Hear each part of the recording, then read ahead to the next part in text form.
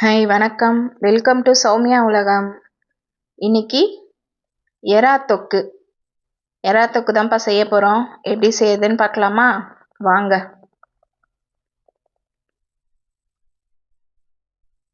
எவ்வளோ சாப்பிட்டாலும் சாப்பிட சாப்பிட திகட்டவே திகட்டாது.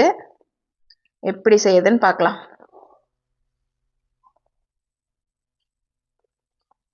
இதுக்கு ஃபஸ்ட்டு ஒரு மசாலா தான் அரைக்கணும்.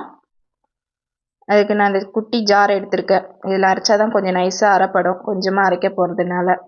இதில் ஒரு 1/2 ஸ்பூனு சோம்பு, 1/2 ஸ்பூனு மிளகு, 1/2 ஸ்பூனு சீரகம். இது கரம் மசாலா எல்லா மசாலாவும் சேர்த்து நான் அரைச்சி வச்சுருக்கேன். இந்த பட்டை, லவங்கம், கிராம்பு, அதனால் இதுலேருந்து ஒரு 1/4 ஸ்பூன் எடுத்து சேர்த்துக்கிறேன். இது கூட ஒரு சின்ன வெங்காயம், ஒரு 10-15 சின்ன வெங்காயம், கொத்தமல்லி, இஞ்சி பூண்டு ஒரு 5-6 பூண்டு பல், ஒரு 1 இன்ச் இருக்கிற மாதிரி இஞ்சி. இப்போ இதை நைஸாக அரைச்சி எடுத்துகிட்டு வந்தாச்சு. இதில் நல்லா ஒரு 3 ஸ்பூன் எண்ணெய் ஊற்றிருக்கேன். நல்லெண்ணெய் ஊற்றிருக்கேன் நான். நல்லெண்ணெய் ஊற்றிட்டு 2 வெங்காயம், பெரிய சைஸ் வெங்காயமாக எடுத்திருக்கேன். ஒரு 1/4 ஸ்பூனு சோம்பை போட்டுட்டு வெங்காயம் போட்டு நல்லா இது ப்ரௌன் கலரில் வர வரைக்கும் வதங்கி வந்துடட்டும். அதுக்குள்ளே தக்காளி 2 தக்காளியை அரைச்சி எடுத்துகிட்டு வந்துடுறேன் நான். இதில் தக்காளி பேஸ்ட்டையும் அரைச்சி தான் நம்ம சேர்க்க போகிறோம். இப்போ வெங்காயம் இந்த அளவுக்கு வதங்கியிருக்கா, இதில் தக்காளி பேஸ்ட்டு 2 பச்சை மிளகாவை கீனி சேர்த்துக்கலாம். பேஸ்ட்டை ஊற்றியாச்சு. இப்போ இதுவும் சேர்ந்து நல்லா வதங்கி வரணும்.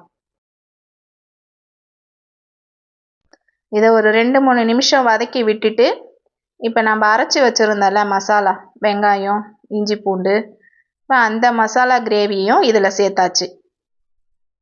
நல்லா இந்த அளவுக்கு எண்ணெய் பிரிஞ்சு வர வரைக்கும் நல்லா சுருள வதக்கி விட்டுக்கலாம்.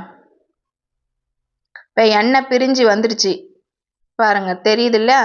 இந்த அளவுக்கு நம்ம வதக்கி விடணும். அப்போ தான் அதில் இருக்கிற அந்த பச்சை வாசனை போகும். எதையுமே நம்ம வதக்கலை, எல்லாத்தையும் அப்படியே தான் போட்டிருக்கு.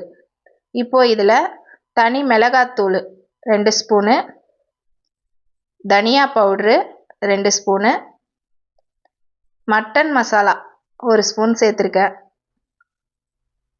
இது வேணும் விருப்பப்பட்டால் சேர்த்துக்கலாம் மட்டன் மசாலா. ஆனால் இந்த மட்டன் மசாலாவை சேர்த்து செய்யும்போது நல்லா வாசனையாக சூப்பராக இருக்குது. செஞ்சு ஒரு வாட்டி ட்ரை பண்ணி பாருங்கள். நல்லா எண்ணெயில் போட்டு இந்த மசாலா எல்லாத்தையும் பரட்டி பரட்டி விட்டாச்சு. இதில் தேவையான கிரேவிக்கு தேவையான உப்பையும் சேர்த்துட்டோம். மஞ்சத்தூள் இந்த எறாவில் போட்டு நல்லா க்ளீன் பண்ணி எடுத்தாச்சு. அதனால் நான் மஞ்சத்தூள் தனியாக சேர்க்கலை. வேணும்னா ஒரு 1/4 ஸ்பூன் சேர்த்துக்கலாம். இப்போ எறாவையும் இது கூடவே சேர்த்து நல்லா அந்த மசாலா எல்லாம் இடமா படுற மாதிரி கொஞ்சம் நேரம் வதக்கி விட்டுட்டு அதுக்கப்புறமா லேசாக தண்ணி ஊற்றிக்கலாம். இது வதங்கும் போது கொதி வரும்போதே இறாலேருந்து தண்ணி ரிலீஸ் ஆகும். அதனால் கொஞ்சமாக தண்ணி ஊற்றிக்கலாம். கிரேவியாக தானே செய்ய போகிறேன்.